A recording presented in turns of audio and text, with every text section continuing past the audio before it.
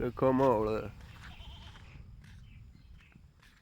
हाँ ये मालोपत्याल कल तापमान 40 ते ही ते अज अल्लाह ने कर छड़िया गर्म।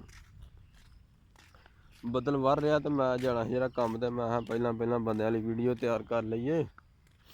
सारी दिहाड़ी इन्हां ग्रुप ते ड्यूटी देनी निशरी तिलक चला सारी दिहाड़ी इन्हां ग्रुप ते ड्यूटी देनी।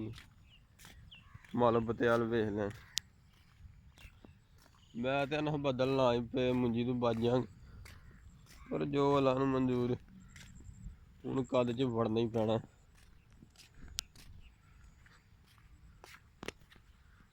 उत्थे खेडदे ने मुंडे शामी ते उत्थे ते हुण पानी खलो गया ते की करना इक्को जिहा कासरा ही।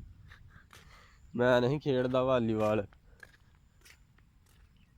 मैं बस जाके बहना हाँ कोल हूँ होर किते बह जांगे सानू केड़ी तरोड़ कोई नहीं है इन्नी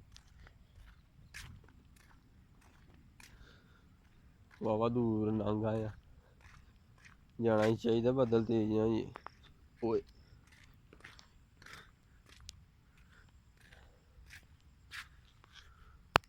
लो सरकार यही हिसाब है हर पासे हुण फुल ठंडा माहौल हुण सर्दियां शुरू इन्ना भी नहीं गुजारा है।